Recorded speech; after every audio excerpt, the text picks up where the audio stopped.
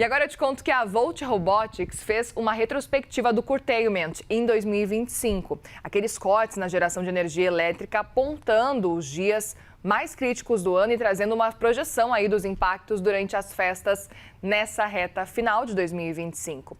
Para falar mais sobre esse relatório, a gente recebe agora Donato Filho, diretor-geral da Volt Robotics, que vem conversar com a gente neste último dia do ano. Muito bem-vindo mais uma vez por aqui. Bom dia para você. Bom dia, Muriel.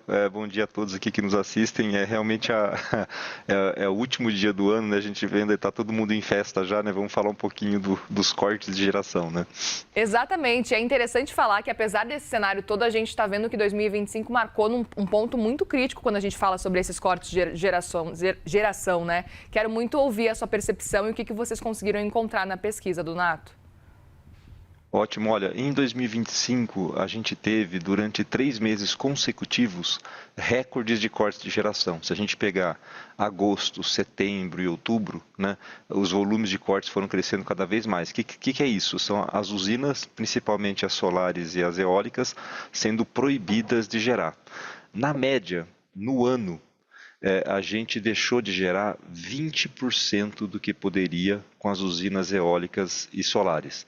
A gente chama isso até de um paradoxo meio que inconveniente, né? Ao mesmo tempo que o Brasil se coloca como uma grande potência mundial de energia renovável, né? A nossa matriz energética com muita hidrelétrica, com muito vento, muito sol, muita biomassa, agora também muito biogás, né? Tudo de certa forma assim muito abençoado, né? De alguma forma a gente está impedindo que essas usinas gerem porque a gente não fez totalmente a lição de casa, a gente não se planejou para conseguir absorver essa geração. O que mais tem acontecido é que durante as manhãs, né, a gente tem muita energia solar, mas às vezes falta consumo, e aí as usinas são proibidas de gerar para não ter nenhum tipo de desequilíbrio. O que acontece se tiver um desequilíbrio?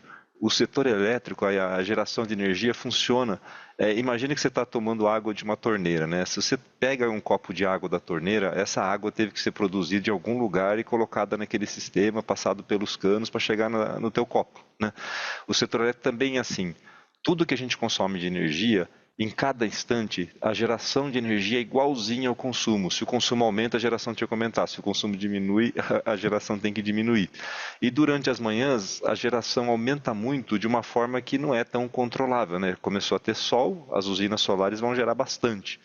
E se não tiver consumo, se tiver mais geração do que consumo, pode gerar um desequilíbrio. Essa oferta maior, as máquinas vão meio que se perder ali, vão ficar descontroladas e pode ter um apagão. Então, para não ter esse tipo de apagão, existe um operador do sistema, ele controla tudo isso e o curtailment ocorre justamente por conta disso. Ele fala, nessas manhãs aqui vai ter mais sol do que consumo, a gente vai mandar as usinas não gerarem. O que a gente identificou foram 16 dias ao longo de 2025 que a gente pode chamar de dias críticos. São aqueles dias em que ele foi cortando e chegou um momento que quase não tinha mais o que cortar. A gente chegou muito perto dessa situação de perigo. O dia mais crítico foi o Dia dos Pais, né? O Dia dos Pais, em agosto, né? A gente acabou tendo praticamente o corte de toda a solar, de toda a eólica e conseguiu restabelecer o equilíbrio. Não teve apagão, né? Mas a gente teve dias bem críticos em outubro, 3 deles, em novembro.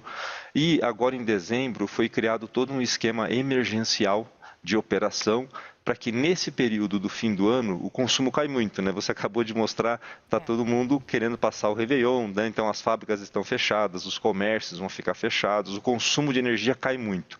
Só que a gente está tendo sol, está no verão, e nessa hora, principalmente durante as manhãs, a gente pode ter muita geração e pouco consumo. E se isso acontecer, pode ter um problema. Então foi criado todo um esquema emergencial para que não tenha nenhum risco, né? O risco sempre existe, mas que o risco seja mínimo de ter um apagão. Até porque não adianta ter em abundância energia limpa e não conseguir utilizar e não saber utilizar lá da forma correta, né? Eu até queria, Donato, que você dissesse pra gente quais são as dicas para o consumidor para que ele consiga evitar esse cenário de risco elevado. Olha, a gente tem uma grande chance aqui que é transformar esse problema em algo muito bom, enxergar uma oportunidade aqui, né? Por exemplo, durante as manhãs está sobrando energia, tá certo? Então está tendo um esforço grande da gente modernizar as tarifas de energia. O que que é isso? A Agência Nacional de Energia Elétrica, né? Ela abriu o que ela chama lá de uma consulta pública, está ouvindo os agentes para ter uma tarifa que o valor dela varia ao longo do dia. Então você tem energia mais barata durante a manhã, que é justamente quando tem esses excessos que a gente conversou, e uma energia mais cara no pico de consumo lá no fim do dia. Então, se o consumidor consumir mais durante a manhã, ele vai consumir com uma energia mais barata. Já estão sendo feitos alguns testes no Brasil, eles chamam lá de sandbox, é uma caixa de areia, né? Você pega um conjunto de consumidores de algumas regiões, começa a aplicar para ver como que eles entendem, como que a comunicação é boa ou não é. Então, tem até quem quiser, tem tarifahoracerta.com.br, é um desses projetos, inclusive, que a gente está participando. Mas aí qual que é o grande ponto? Para o consumidor, como que ele pode ajudar, né? Ele pode ajudar priorizando o consumo pelas manhãs. Tudo aquilo que ele pode consumir em qualquer horário, né? Que se ele priorizar pelas manhãs e principalmente nos fins de semana, ele ajuda a evitar esse problema. Então, por exemplo, cargas de energia, consumos que podem ser realocados, né? Máquina de lavar roupa. Se a gente usar a máquina de lavar roupa durante a manhã, a gente ajuda a reduzir esse problema. Se a gente usa no fim do dia, a gente piora o problema, porque fica um pico de consumo no fim do dia, né, e tem que atender esse pico de consumo. Máquina de secar é uma outra. Muita gente que mora em apartamento, né, tem a máquina para secar a roupa, porque não tem varal, né? Então o pessoal, se usar essas máquinas de secar durante a manhã também. Toda essa onda fit, né, tá chegando o verão e tal, o pessoal acaba usando muito, por exemplo, o air fryer. Poxa, usar air fryer de manhã ajuda a reduzir o problema. Agora, se a gente usa esse air fryer no fim do dia, a gente piora o problema. Então, e tem alguns consumidores atualmente, o Brasil já está chegando, deve fechar 2025 próximo de 600 mil veículos elétricos, né?